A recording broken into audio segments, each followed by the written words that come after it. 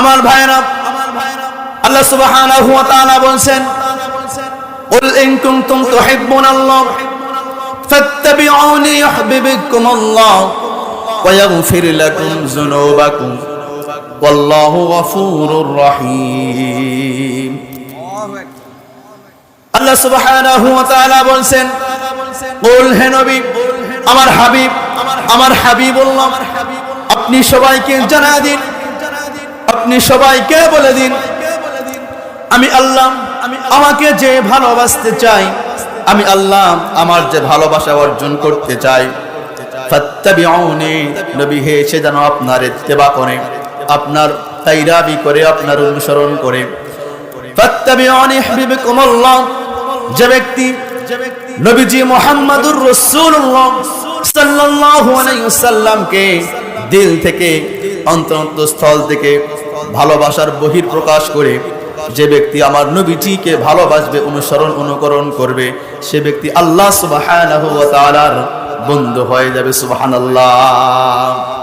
আমরা অনেকেই বলি যে নবীকে ভালোবাসি, দাড়ি রাখতে চাই না। অনেকেই বলি নবীকে ভালোবাসি, নামাজ পড়তে চাই না। অনেকেই বলি নবীকে ভালোবাসি, সুদের সঙ্গে জড়িত আছি। মুখে মুখে বলি নবীকে ভালোবাসি, ঘুষের সঙ্গে জড়িত আছি। অনেকেই বলি, মুখে মুখে বলি আমরা নবীকে বেশি ভালোবাসি, কিন্তু দেখেন জিনার সঙ্গে জড়িত আছে। অনেকেই বলছে মুখে মুখে নবীকে ভালোবাসি, কিন্তু কোরআনের কথা শুনলেই গায়ের মধ্যে আগুন জ্বলে যায়। ঠিক কিনা মুসলমান?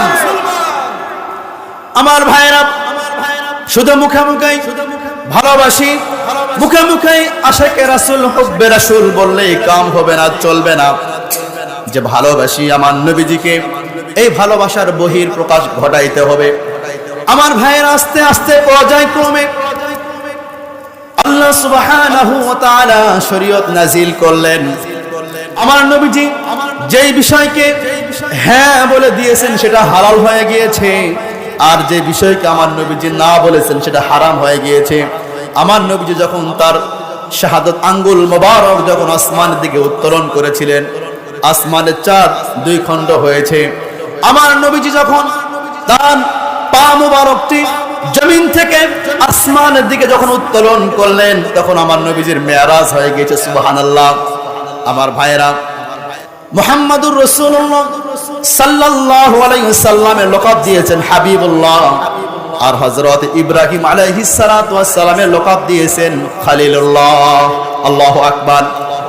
হাবিবুল্লাহ মানের, হাবিবুল্লাহ যে নাম, এই নামের অর্থ হলো আল্লাহর বন্ধু, আর খলিলুল্লাহ এই নামের অর্থ হচ্ছে আল্লাহর বন্ধু।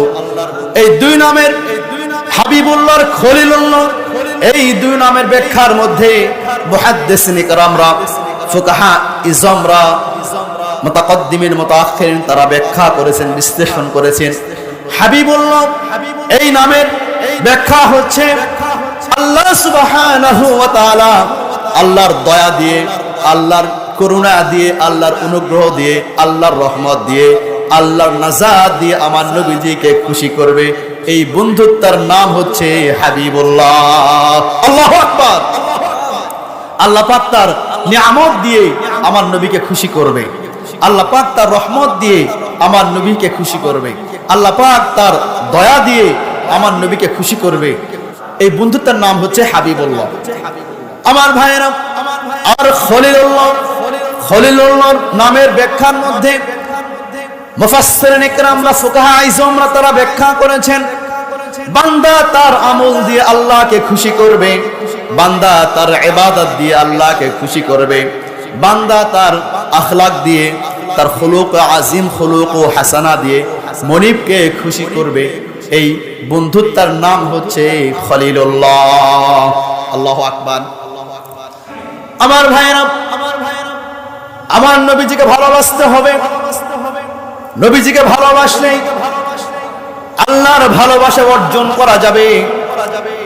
আন আনাস রাদিয়াল্লাহু তাআলা قال قال رسول الله صلى الله عليه وسلم لا يؤمن أحدكم حتى أكون أحب إليه من والده وولده والناس নাসি আজমাইন। আল্লাহু আকবার। আমার নবীজি বলছেন, হযরত আনাস রাদিয়াল্লাহু তাআলা আনহু হতে বর্ণনা, আমার নবীজি বলছেন, যতক্ষণ না পর্যন্ত তোমরা তোমাদের নিজের জীবন, স্ত্রী, পরিবার, পরিজন, সন্তান সন্তানি থেকে আমি রাসূল আমাকে বেশি ভালোবাসবে, ততক্ষণ না পর্যন্ত তোমরা পরিপূর্ণ মুমিন হতে পারবে না।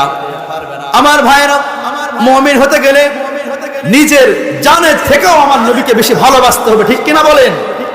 আমার ভাইরা, গত কয়েক বছর পূর্বে আমরা দেখেছি বাংলাদেশের বিভিন্ন নাস্তিকবাদীরা আমার নবীর শান, আমার নবীর মান, আমার নবীর আজমাত, আমার নবীর আকাশচম্বী সুবহান সম্মান মর্যাদাকে যারা খাটো করতে চেয়েছিল, ইচ্ছা পোষণ করেছিল, এমনকি ভারতের মধ্যে বিভিন্ন রাষ্ট্রে আমার নবীজিকে নিয়ে তারা কটূক্তি করছে, তাদের উলামায়ে কেরামরা যথেষ্ট জবাব দিয়েছিল। কথা বলুন ঠিক কিনা মুসলমান?